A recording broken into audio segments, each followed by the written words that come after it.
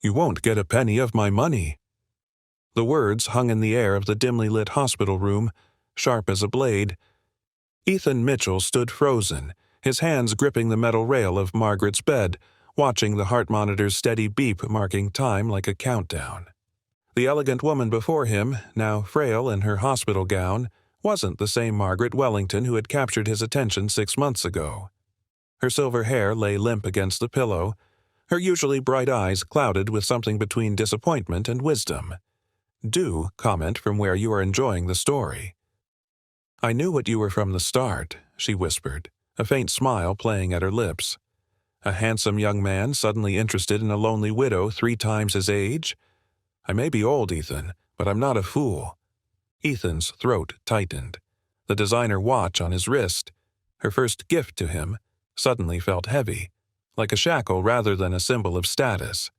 6 months earlier, he had been just another desperate 28-year-old drowning in student debt, sharing a cramped apartment in Brooklyn and living on instant noodles. Now he stood in a private hospital room, wearing a suit that cost more than his old car, watching his carefully crafted plan crumble before his eyes. But something had changed. The panic rising in his chest wasn't about losing the wealth he'd schemed to obtain. It was about losing her. "Margaret, he began, but she raised a trembling hand to stop him. "Let me finish," she said, her voice growing stronger. "You came for my money, that's true, but what you're going to get instead." She paused, reaching for a leather-bound journal on her bedside table. "Is something far more valuable."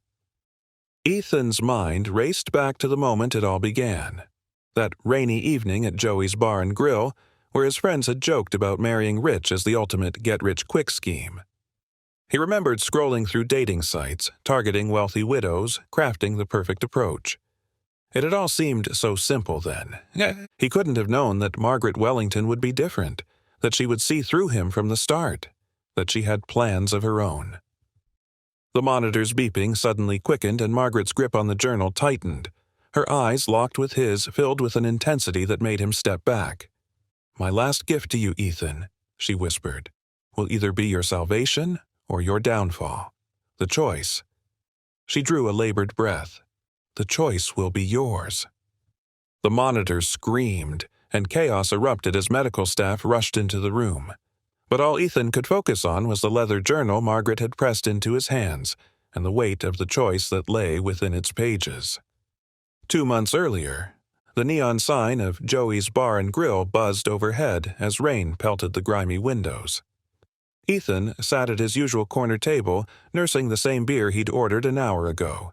His phone lay face down beside him, another rejection email from yet another job application he couldn't bear to read again. "You know what your problem is." Jake leaned across the table, his tie loosened after a long day at his father's investment firm. "You're trying too hard. Working your way up? That's for suckers." Lisa, their other friend, snorted into her martini.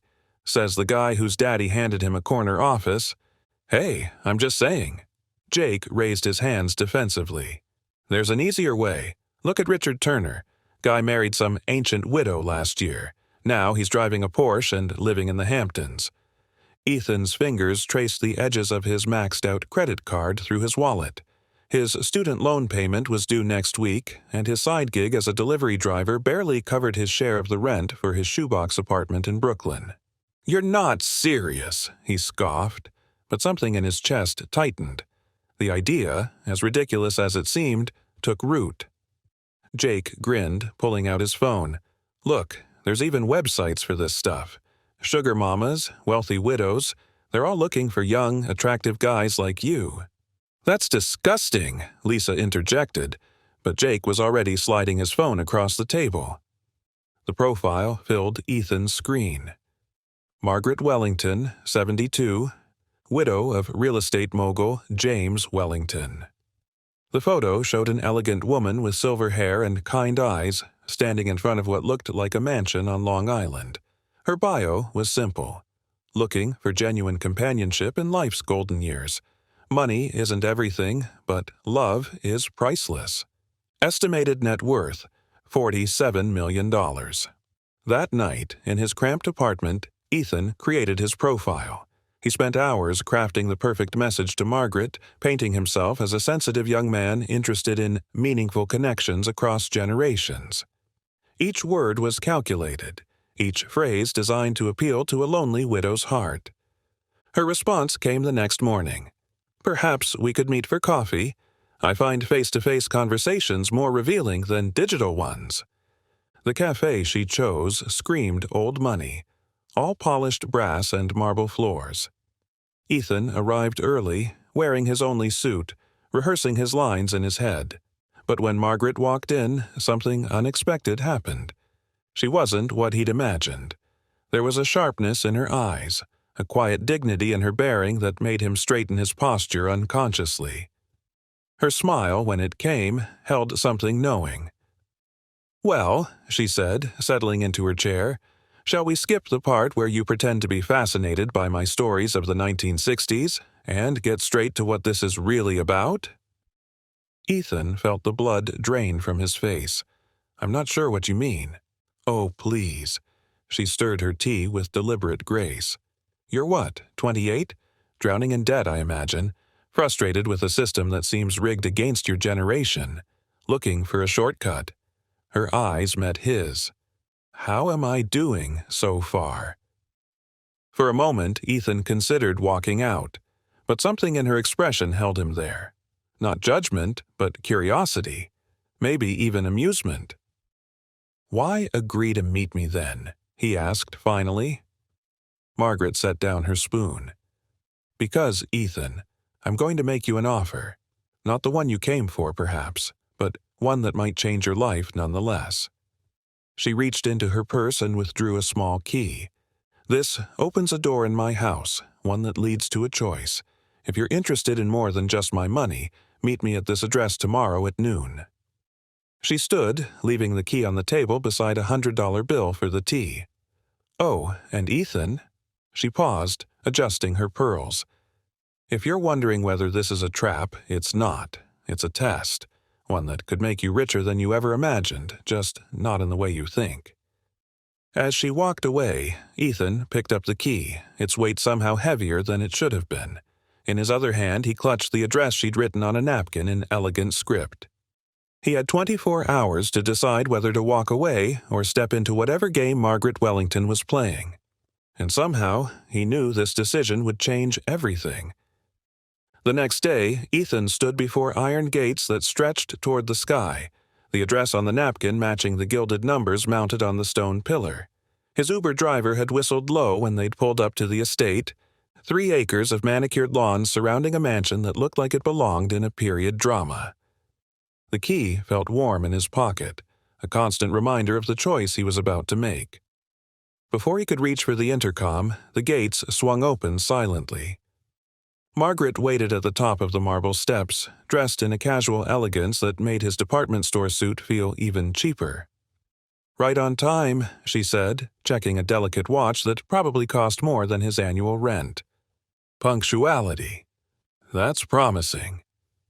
The foyer alone was bigger than his entire apartment, with a chandelier that caught the sunlight and scattered it like diamonds across the walls. But it was the paintings that stopped him in his tracks. Dozens of them. Not the usual stuffy portraits he'd expected, but vibrant modern pieces that pulsed with life. "You're surprised," Margaret noted, watching his reaction. "Expected some dusty old mansion frozen in time." Ethan struggled to find words that wouldn't sound offensive. "It's not what I imagined." "Few things are." She gestured for him to follow.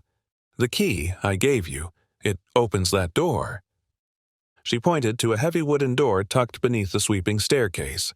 It looked out of place among the modern decor, like something transplanted from another era. "What's behind it? The reason you're here?" Margaret's eyes held that same knowing look from the cafe. "But before you open it, let me show you something else." She led him through the house, each room revealing unexpected contradictions. A state-of-the-art kitchen where she apparently cooked meals for a local homeless shelter. A library filled with first editions, but also a collection of young adult novels she discussed with local high school students. a conservatory where she taught piano to underprivileged kids. "You do all this yourself?" Ethan asked, watching her trail her fingers along the piano keys. "Money sits in banks, Ethan. Wealth, real wealth, it flows through lives like music." She played a quick scale. "My husband understood that. It's why he married me, actually. Not for my family's money, but because I refused to let it define me." Ethan shifted uncomfortably. "About that? Yesterday, at the cafe." "Oh, I meant what I said." She turned to face him fully. "I know exactly why you approached me. The question is, are you brave enough to admit it?" The moment stretched between them, taut with possibility. Finally, Ethan exhaled. "Yes, I wanted your money. I saw a wealthy widow and I thought I could charm my way into an easy life." To his surprise, Margaret smiled. "Good. Honesty, that's the second promising sign." She stood. "Now, about that door." Back in the foyer, Ethan's hand trembled slightly as he inserted the key. The lock turned with a sound like fate clicking into place. Behind the door lay a simple study, its walls lined with photographs. But these weren't the usual family portraits. Each image showed people, hundreds of them, smiling, graduating, opening businesses, standing in front of homes. "Every person in these photos," Margaret said softly, "came to me like you did, looking for money, for an easy answer." She touched one photo tenderly. "This was Thomas. Wanted to marry me for my fortune. Now he runs a successful nonprofit. And Sarah here? She tried to con me out of $1 million. Today she's a respected surgeon who volunteers at free clinics." Ethan stared at the walls, understanding slowly dawning. You do this on purpose? Find people who want to exploit you and offer them a choice." Margaret sat behind the desk, suddenly looking every bit the shrewd businesswoman she must have been. "The same choice I'm offering you. Behind you, there's a safe. The combination is your birth date. Yes, I did my research. Inside are 2 envelopes." Ethan turned to see the safe mounted in the wall. With shaking fingers, he dialed his birth date. The safe opened with a soft click. 2 envelopes lay inside, one thick with what were clearly stacks of cash, the other thin, containing what looked like a single sheet of paper. "The thick envelope," Margaret explained, "contains $500,000. Cash. Untraceable. Enough to clear your debts and live comfortably for a few years. It's yours to take, no strings attached. Walk out that door with it and I'll never contact you again." Ethan's heart pounded. "And the other envelope?" Margaret's eyes sparkled. "That's the real test. Inside is an offer, one that could change your life completely. But to accept it, you'll have to leave the money behind. You can open either envelope, but only one." "What kind of offer?" "That would defeat the purpose of the choice, wouldn't it?" She stood. "You have 5 minutes to decide. Choose wisely, Ethan. People rarely get second chances at moments like this." She walked to the door, pausing at the threshold. "Oh, and one more thing. I wasn't entirely honest at the cafe. This isn't just a test, it's an audition. The question is, for what?"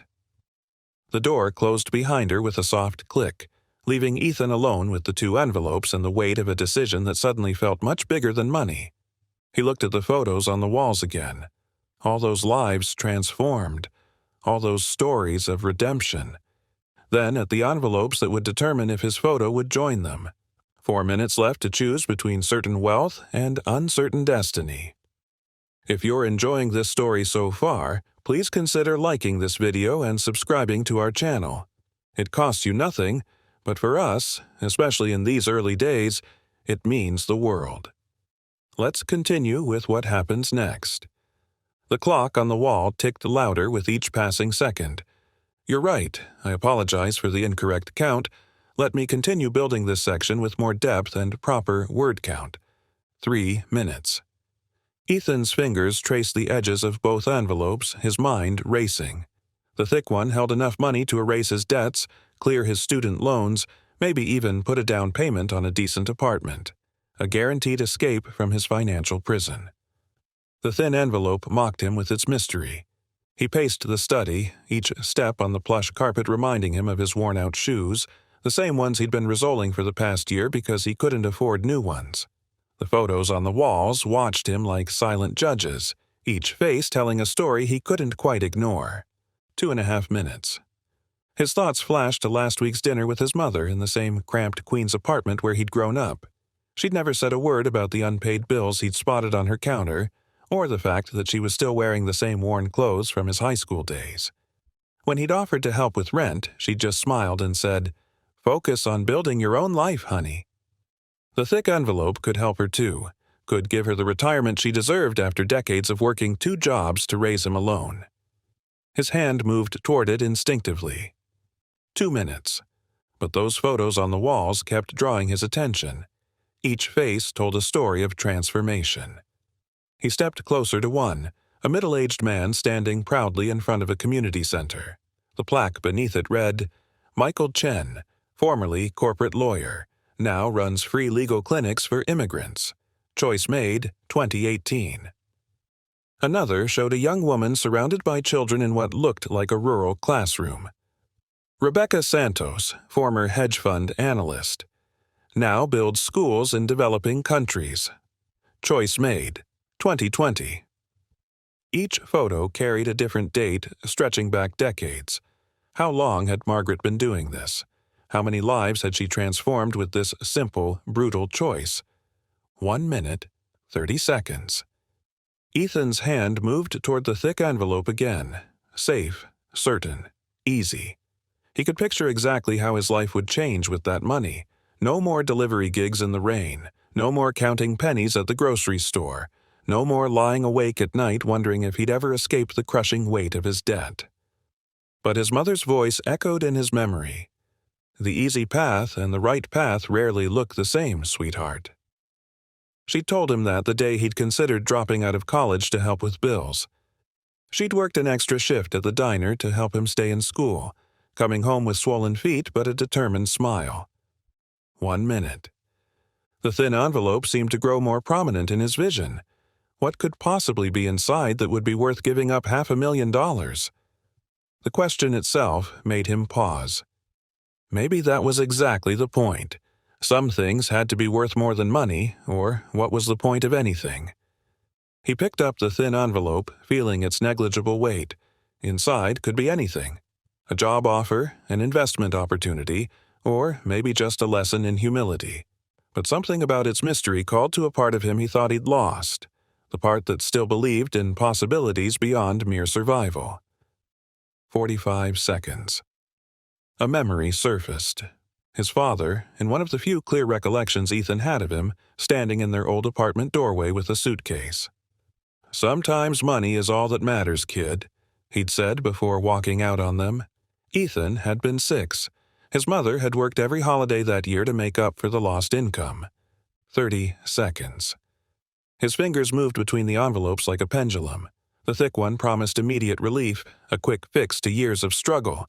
The thin one offered, what? Hope? Change? A chance to be more than just another person looking for an easy way out? The clock's ticking filled the room like a heartbeat. Each second felt like a gavel falling, judging his character with every passing moment. 15 seconds. Ethan looked at the photos one last time. Really looked at them. Behind each smile was a story like his. Desperation turned to purpose. Greed transformed into giving. What did Margaret see in these people that made her believe they could change? What did she see in him? 5 seconds. His fingers closed around one envelope.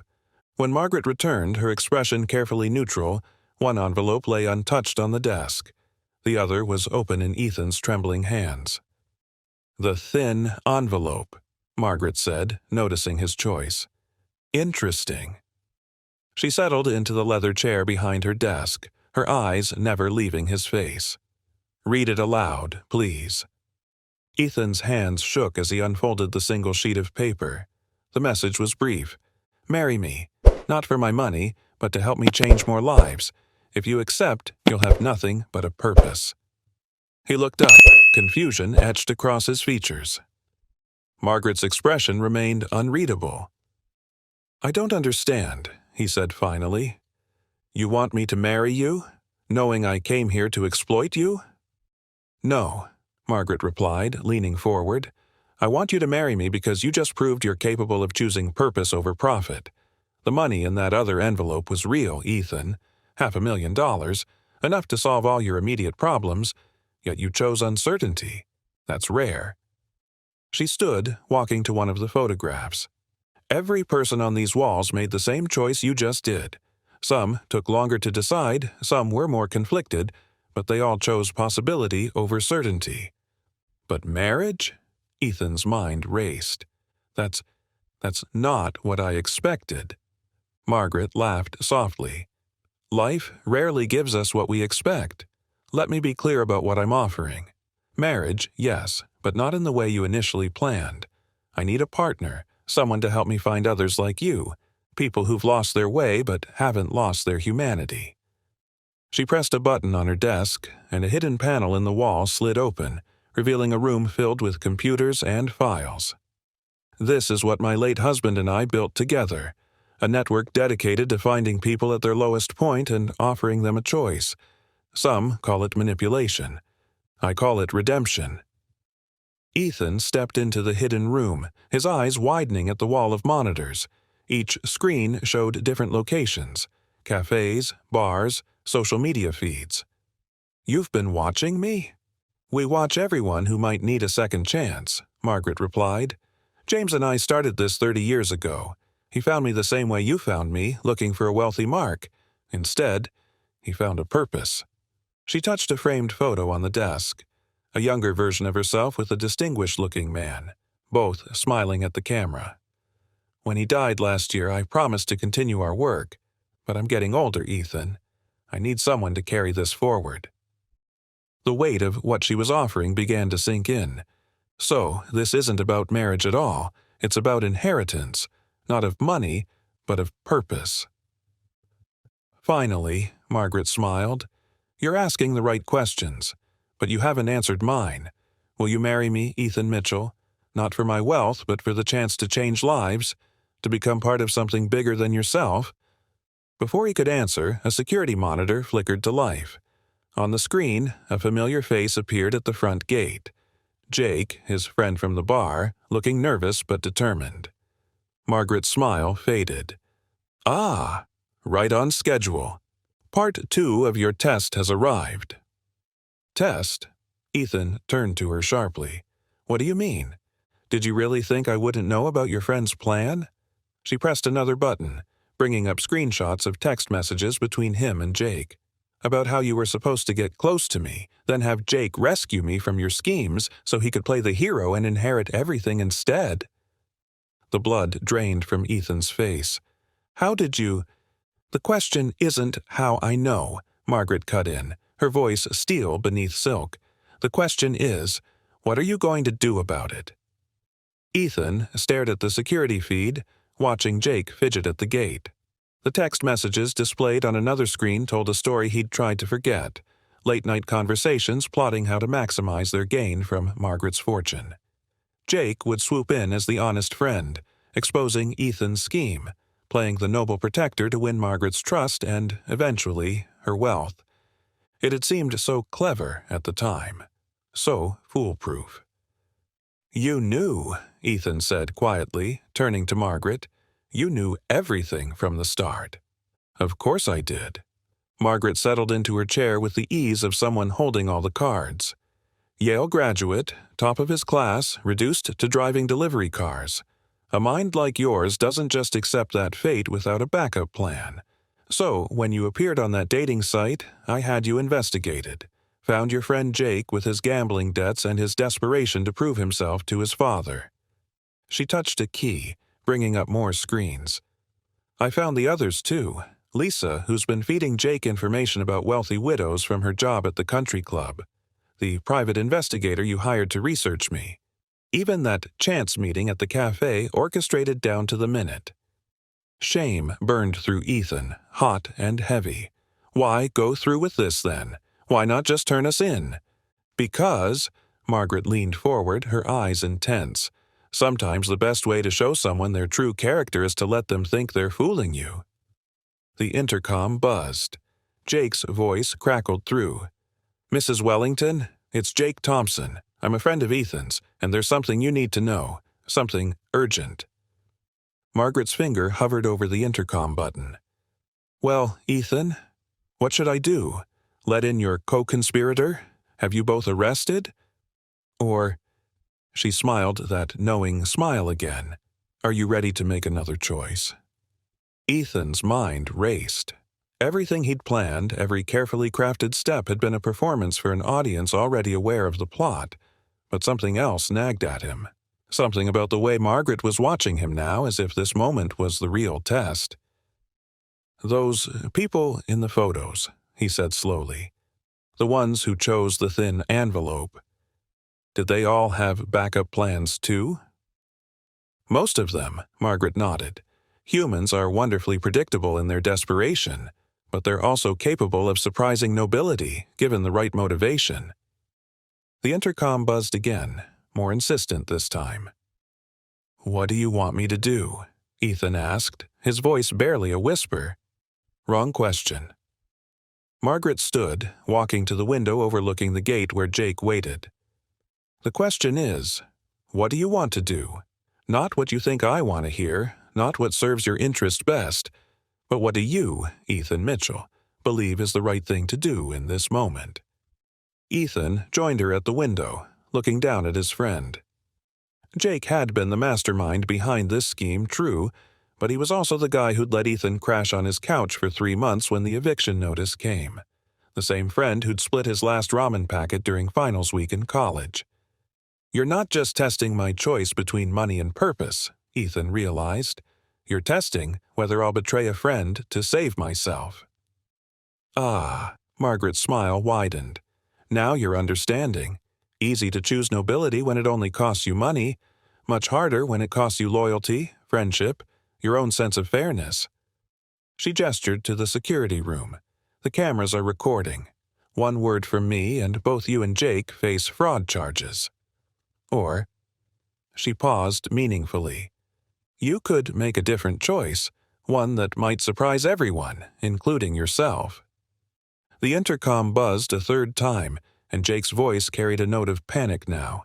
"Mrs. Wellington, please. It's about Ethan. You're in danger." Ethan's finger hovered over the intercom button, years of friendship warring with his newfound moral clarity. In the security feeds, he could see Jake shifting nervously, repeatedly checking his phone. Another screen showed the text messages Jake was sending. "She's not answering. Plan B?" "You know what Plan B is, don't you?" Margaret asked softly, pulling up another file on her computer. "Jake's desperate. His father's threatening to cut him off completely. The gambling debts are worse than you knew. He owes money to people who don't send polite collection notices." She was right. Ethan had seen the bruises Jake tried to hide, the way he jumped at unexpected sounds, but that didn't change the fact that this was still Jake, his best friend since college. "If I let him in," Ethan said slowly, "he'll try to play hero, tell you everything about my scheme, warn you about me, try to position himself as your protector." "Yes." Margaret watched him carefully. "And if you don't? He'll be ruined." Ethan's voice cracked slightly. "Those people he owes money to, they'll come after him." "So, what will it be?" Margaret's voice remained neutral. "Protect your friend's plan to deceive an old woman? Or protect your own chance at redemption?" Ethan looked at the photos on the wall again, all those transformed lives, then at the security feed showing his desperate friend. Finally, he turned to Margaret. "There's a third option," he said quietly, "one that helps everyone." Margaret's eyebrow arched with interest. "Oh?"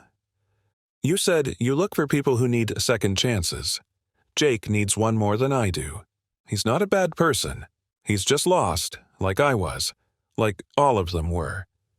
He gestured to the wall of photos. "Let him in," Ethan continued, his voice growing stronger. "Let him tell his story about exposing me. But instead of your original test, give him the same choice you gave me, the envelopes, the chance to choose between quick money and real change." A slow smile spread across Margaret's face. "And what about you? You'd sacrifice your own opportunity." "No." Ethan met her gaze steadily. "I'd be proving why I deserve it. You want someone to help you find others who need transformation. Let me start with Jake. Let me help him the way you're helping me." The intercom buzzed again, more urgent now. Margaret studied him for a long moment, then nodded. "Now, that," she said softly, "is the kind of thinking we need." She pressed a button, and the gate began to open. "Very well, Ethan.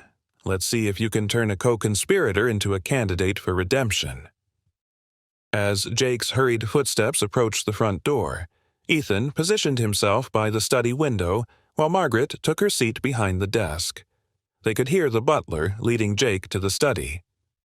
"Remember," Margaret whispered just before the door opened, "this is your show now. Prove to me you can do this job."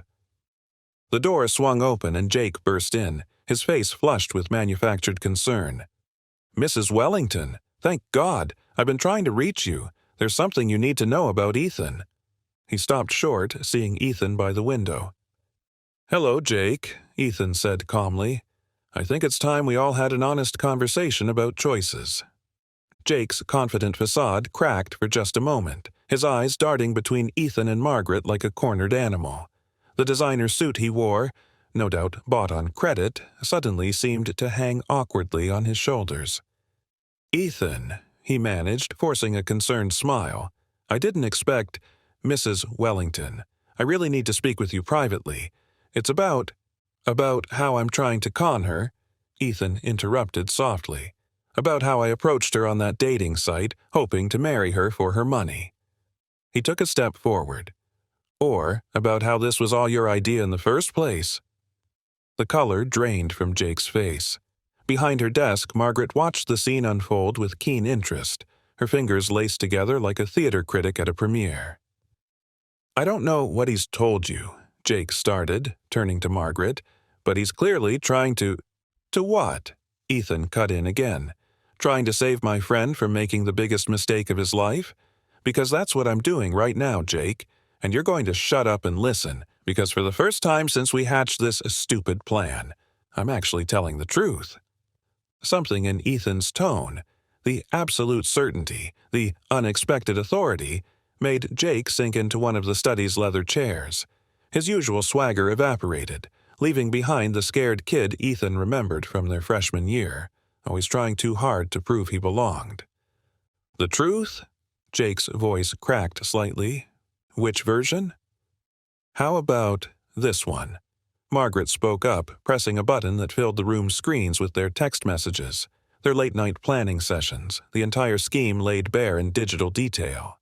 "The one where you orchestrated an elaborate plot to have your friend seduce me, then swoop in as my savior?"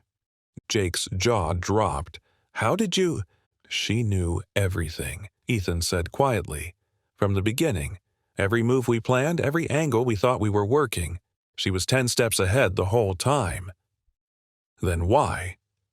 Jake looked bewildered. "Why let it go this far?" "Because," Margaret rose from her desk with elegant precision, "sometimes people need to see their own reflection clearly before they can change it." She withdrew 2 envelopes from her desk drawer, one thick, one thin. "Just like your friend did about an hour ago." She placed both envelopes on the desk in front of Jake. "Inside one envelope is enough money to clear your gambling debts. The other contains something else, something that might save more than just your financial future." Jake's hands trembled as he reached for the thick envelope.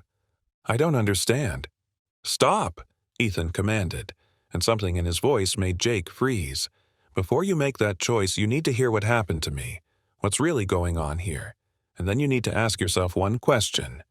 Do you want to spend your life running cons to cover your debts, or do you want to do something that actually matters?" Margaret nodded approvingly as she settled back into her chair. This was Ethan's moment, his first real test as a potential successor. Could he take someone as lost as he had been and show them a different path?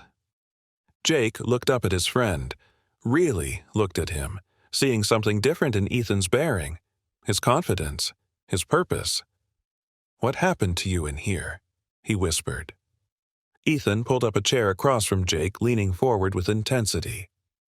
"Let me tell you about a choice I just made," he began, "and about how sometimes the thing you think you want isn't the thing you actually need." As Ethan finished explaining his own choice, Jake sat in stunned silence.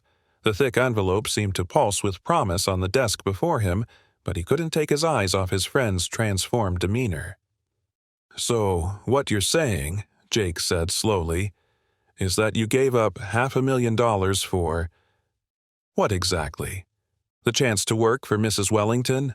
To find other people like us?" "No." Ethan leaned back, a quiet confidence in his voice that Jake had never heard before. "I gave up quick money for something better purpose, the same thing I'm offering you right now." Jake laughed, but it was hollow. "Purpose doesn't pay off bookies, Ethan. You don't understand what I'm dealing with." "Actually," Margaret interjected, tapping her tablet, security footage appeared on the screens. Jake leaving the Golden Palace Casino at 3 a.m., meeting with a burly man in a dark alley, hands shaking as he promised to pay soon. "We understand exactly what you're dealing with. The question is, do you want a temporary solution or a permanent one?" Jake's face went ash white. "You've been watching me?" "We watch everyone who might need saving from themselves," Ethan explained. "That's what this organization does. Margaret and her late husband built a network that finds people at their lowest point and offers them a choice, just like the one in front of you now." "And what happens if I choose wrong?" Jake's voice trembled. "There is no wrong choice," Margaret said softly. "There's only the choice that defines who you really are." Jake's fingers brushed the thick envelope. $500,000, he whispered. "I could pay everyone off, start fresh." "And then what?" Ethan pressed. "Back to the tables? Back to trying to prove yourself to your father with schemes and shortcuts?" He leaned forward. "You're better than that, Jake. You always have been. You just forgot somewhere along the way." Jake's hand withdrew from the thick envelope, uncertainty crossing his face. "That night you crashed on my couch," he said suddenly. "After your eviction. Remember what you told me?" Ethan nodded slowly. "I said I was tired of being nothing. And I said we'd figure it out together." Jake's voice cracked. "Some friend I turned out to be, pushing you into this con, risking your freedom just to solve my problems." "Then make a different choice," Ethan urged. "Right here, right now. Show me my faith and our friendship isn't misplaced." Margaret watched the exchange with keen interest, noting how Ethan had shifted from participant to guide.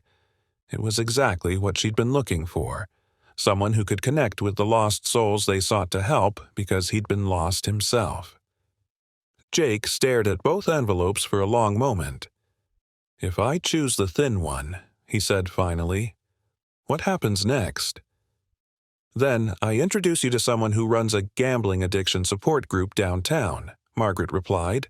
"Someone who chose the thin envelope 5 years ago.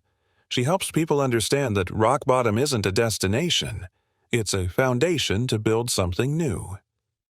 Jake's hand moved between the envelopes, his internal struggle visible on his face. Years of taking the easy way out warred with the possibility of real change. With trembling fingers, Jake reached for an envelope. Then he stopped, looking at Ethan with eyes that suddenly seemed decades younger. "That first semester at Yale," he said quietly, "when my father threatened to cut me off because my grades weren't perfect, you're the one who stayed up all night helping me study. Not because you had to, but because you said that's what friends do." Ethan nodded, remembering those long nights fueled by cheap coffee and determination. "And now, here we are," Jake continued, "years later, and you're still trying to help me. Even after I dragged you into this mess." His hand moved decisively to the thin envelope. "Maybe it's time I started being that kind of friend too." The room seemed to hold its breath as Jake opened the envelope. A single sheet of paper fell out, similar to what Ethan had received but with different words. Your first step is admitting you need help. Your second is accepting it. Your third begins now. Below the message was an address, a time, and a name. Sarah Chen, former Wall Street trader, now recovery specialist. Margaret's smile was subtle but approving. Sarah has quite a story herself, she said softly. She lost everything to gambling before she found her way to us. Now she's helped hundreds of others rebuild their lives. But the debts, Jake protested weakly.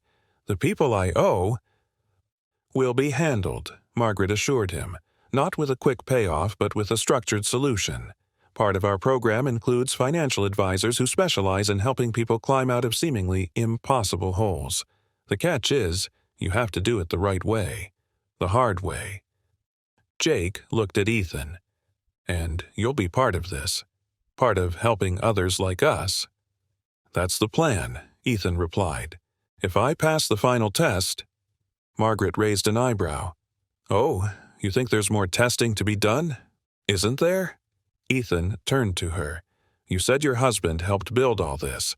That means there's more to learn, more to understand before I could really take on this responsibility. Very good, Margaret's smile widened. You're right, of course. This was just the beginning. The real work starts now, for both of you. She pressed a button, and a hidden door opened in the study's wood paneling. Shall we begin? As they followed Margaret through the door, Jake grabbed Ethan's arm. I don't deserve this second chance, he whispered. None of us do, Ethan replied. That's what makes it so valuable. The hidden door led to a larger room, where dozens of screens showed similar scenes playing out across the country. Other wealthy benefactors, other lost souls being offered choices, other lives on the verge of transformation. Welcome, Margaret said, gesturing to the screens, to the real family business. The room they entered was like a high-tech command center. Multiple workstations lined the walls, each attended by operators monitoring various feeds. On the largest screen, a map of the world pulsed with dozens of glowing points of light. Each light represents a current operation, Margaret explained, walking them through the room. Every person you see working here was once like you, standing at a crossroads, choosing between easy money and hard-earned purpose. A young woman with sharp eyes looked up from her station, nodding at Margaret. On her screen, surveillance footage showed a man in a London pub, clearly planning something with unsavory companions. That's Alex, Margaret pointed. Former art thief. Now he helps us identify potential candidates from the criminal world, people who have the skills and intelligence to do better, if only someone would give them the chance. How many? Jake asked, his voice hushed. How many people have you helped? 3,417, a crisp voice answered. They turned to see a tall man in his 50s approaching, his bearing military. Over the past 30 years, though our success rate isn't perfect, some choose the money and disappear. Others try to expose us. And what happens to them? Ethan asked carefully. Margaret smiled. Nothing. Their stories wouldn't be believed anyway. A secret organization of wealthy people helping reform con artists and criminals. The media would laugh it off as fiction. James would have loved this moment, the military man said to Margaret, seeing his vision expand to the next generation. Ethan, Jake, meet Colonel Richards, Margaret introduced. My late husband's best friend and our head of operations. He coordinates all our field activities. Former targets, Jake guessed. No, Richards smiled slightly, former Mark. James tried to con me out of my military pension 30 years ago. Instead, he found his first partner in building all this. A series of alerts suddenly flashed across the main screen. Richards moved quickly to a central console, his expression tightening. Speaking of partners, he said, pulling up new surveillance feeds, we have a situation developing. Remember that hedge fund manager we've been monitoring in Singapore? He's making his move tonight, going to try to empty his clients' accounts and disappear. Perfect timing, Margaret said, turning to Ethan. Ready for your first real test?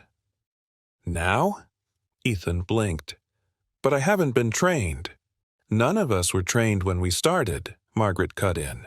We learned by doing, by understanding that every person who needs saving is different, and rigid protocols don't work in matters of the heart. She pulled up the hedge fund manager's profile. Stephen Chang, 45. Built his fortune managing other people's money. Started small with the embezzlement. A little here, a little there. But tonight he plans to take everything and leave thousands of families destitute. Unless, Jake prompted. Unless someone shows him another way, Margaret replied. Someone who understands the desperation that drives people to these extremes. Someone like you, Ethan. For a long moment, Ethan studied Stephen Chang's profile on the screen. The expensive suits, the polished smile in PR photos, the carefully curated image of success. But it was the smaller details that caught his eye. The slight tremor in Chang's hand in recent surveillance photos, the dark circles under his eyes, the way he kept checking his phone like a man waiting for the sword to fall. He's scared, Ethan said finally. Not just of getting caught, he's scared of failing. Margaret nodded approvingly. And how does that help us? Because I know exactly how that feels. Ethan turned to Jake, who was still absorbing the scale of operations around them. We both do. The pressure to maintain an image, the fear that you'll be exposed as a fraud, the desperate need to take control, even if it means crossing lines you never thought you would. Colonel Richards pulled up a new screen showing Chung entering his office building in Singapore. He'll begin the transfers in 4 hours. Once he starts, thousands of families lose everything. What's your play? Ethan straightened, a plan forming. He needs to see his own reflection, he said, echoing Margaret's words from earlier. Not in 4 hours when he's already committed. Now, when he's still fighting his conscience. And how would you manage that? Margaret asked, though her smile suggested she already knew. By showing him he's not alone. Ethan turned to Jake. Remember that presentation you gave in business ethics about market manipulation and moral choices? Jake's eyes lit up. The one about how every financial criminal starts with a justification. Exactly. Ethan faced the command center. We need to set up a video call. Make it look like a potential investor reaching out. But instead of money, we offer him something he needs more. Understanding. A way out that doesn't destroy him or his clients. Margaret exchanged glances with Colonel Richards. Bold move, she said. Direct contact isn't usually our first step. Maybe that's why we lose some of them, Ethan replied. Sometimes people don't need elaborate schemes or tests. Sometimes they just need someone to see their pain and offer a hand before they fall. The room fell quiet. Dozens of reformed criminals and con artists turned guardians watching this new approach unfold. Finally, Margaret nodded. Make the call, she ordered. Let's see if your instincts are right. As the technical team began setting up the video connection, Jake grabbed Ethan's arm. You know, he said quietly, for the first time since college, I actually feel proud of us. Ethan smiled, watching the screens light up with activity. This is just the beginning, he said. We've got a lot of people to help. Margaret stood back, observing her chosen successors with quiet satisfaction. Every light on the global map represented a soul at a crossroads, waiting for someone to offer them a better path. And now, she had 2 more guides to help light the way. Ready? Colonel Richards asked as the final preparations were made. Ethan took a deep breath, straightening his shoulders. Ready to save someone's soul? Let's find out. The screen blinked to life, showing Stephen Chang's troubled face, and the next chapter of their mission began. Life is full of choices, just like the ones Ethan and Jake faced. Sometimes the right path isn't the easiest, but it's the one that defines who we truly are. So, ask yourself, what kind of story do you want to leave behind? The choice is always yours. And remember, it's never too late to change your direction.